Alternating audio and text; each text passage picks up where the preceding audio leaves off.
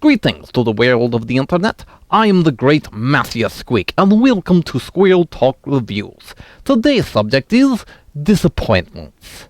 Like when your mother didn't bring you popcorn when she went to Target, you hyped yourself up for a treat of tasting it, yet you were given nothing. I'm reviewing Shezow. This show started on a Disney short show. Short. Mix short. Kills! Short. Make shorts. As I was saying, it started out on the Disney short show, but disappeared, but then reappeared on the channel that was once called The Hub. And as you can see, there's been some changes. It revolves around a boy that becomes a superhero, but in this case has to become a female superhero. Not just any female, but the super girly type of female. Yes, the type that can even make girls cringe at. I laughed hysterically at the first commercial and couldn't wait to see the show. Since I'm not talking about the short, we're only going to look at the finished product of it, where now, we can't review a show without first looking at its opening.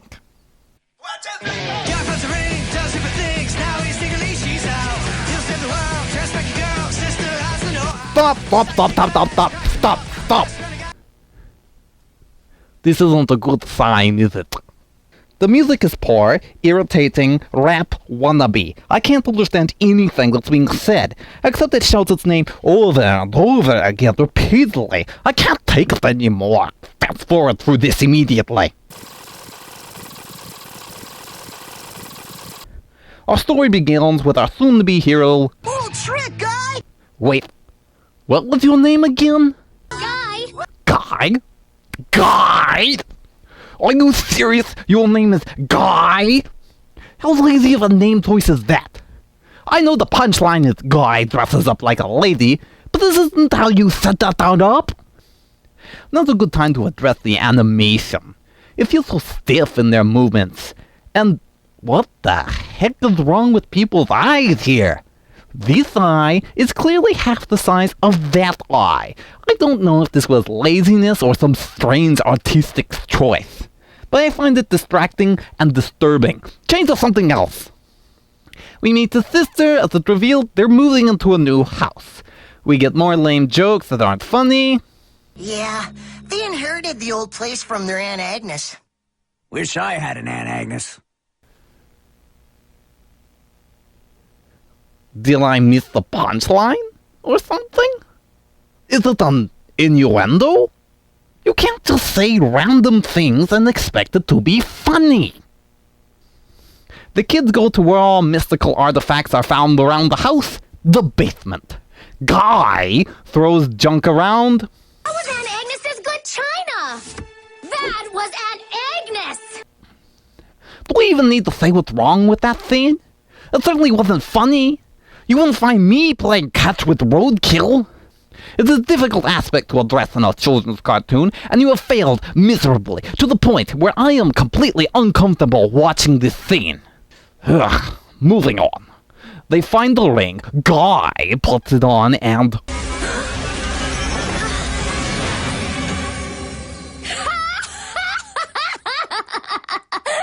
he naturally doesn't take this well, and it doesn't come off the boot.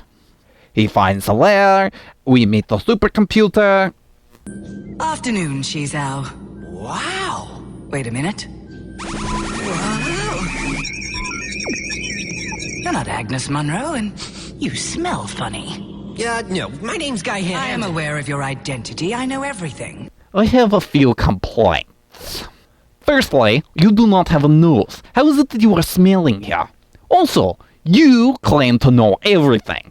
Yet, how did you not know the Aunt Agnes Munro was dead and that the person walking in was not the real Shezow? She-emergency. Already? The Bushy Pirate Posse is approaching Megaday. Say that 10 times fast.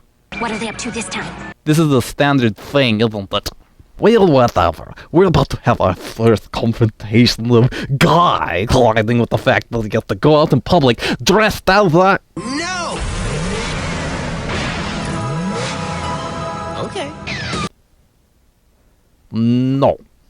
No, no, no, no, no, no, no, no, no, no. No! Where is the main problem of the show? Don't get me wrong, the unfunny jokes and strange eyes were bad enough, but completely ignoring your concept is what takes the cake here.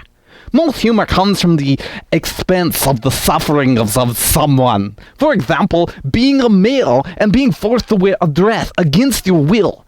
Simply being in the dress is not funny. There needs to be conflict. Guy needs to make more of a stink. And all we get is... This dress is uncomfortable. He needs to drag his literal heels. He needs to struggle with the concept of feminine-based technology. He needs to have his arms twisted to actually go out in public. But here, he's way too accepting of the fact that he has to wear this dress.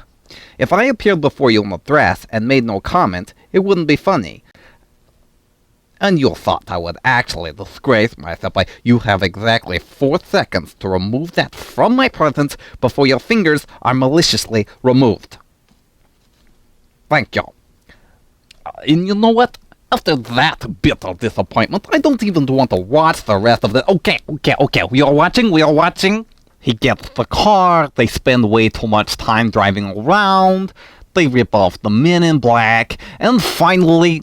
I think you need to test out your powers before you battle pushy pirates. So they leave the city to fend for itself for a training montage. Zing! Shezow can't fly. There are so many choice words I could call you right now, but due to the fact I may have younger audience members, I must refrain. Seriously, you just tried to kill your brother, and it wasn't a diabolical plot to get the ring, because that might have actually been funny.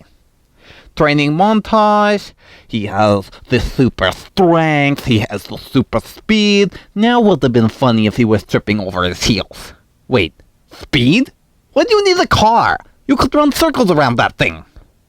Oh, and he also has some kind of psychic powers or something like that, sensing his father is in peril. Oh yeah, the city was about to be attacked by pirates an hour ago. Remember that? Then we get... We're the pushy pirate posse, you're the PPP. We like to steal expensive stuff cause then it's free. At least it's better than... No. Right here, lady. Get in, Boxer. Right, and a left. Let's recap. This is the father who is in peril.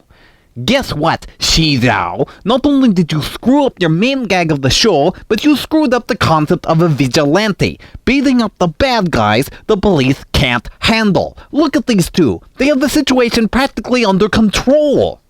What do we need Shezow for? The father seems to think he's worthless, and I tend to agree with him. So, like a couple of fools, they crash into the ship by accident, leaving the police to once again do practically all of the work. This superhero is worthless. They show off the car some more. Now, a submarine I can understand. But seriously, why a car? It would take more time to find a parking space than it would take this guy to run across the city. Twice. Now that the day is saved, it's not quite over yet. Ugh, no, keep it away from me! Back to you who I have many names I could call. Instead of telling her brother how to change back, she risked exposing Shezow to her Shezow-hating father, so we can have the typical to cover something up gag. I guess I couldn't think of a better way to have the best friend find out. Wait a minute, what are you even doing here? This isn't your house. You don't live here. Go home. Just make it end. His friend naturally laughs at him later at what should have been the main gag of the show. Guy guesses the magic words and finally fades to black. This was hard to watch. The show completely ignored the concept, which drove me to watch it in the first place. In fact, after rewatching this, I asked myself, what if Shezow would dude pow? What would change? The car would be a different color, he'd still freak out, he'd change to a superhero, sister might be more tomboyish, but really, nothing. That's how you know you screwed up your concept. Nothing would change if I took it away. it would have still been watchable, except it's filled with the lame, boring jokes, the weird animations, and this little one with choice words I could mention. So I say, stay away from this cross-dressing mess and go raid the popcorn from Target. I'm the Great Mathias Squeak, and this is Squirrel Talk Reviews.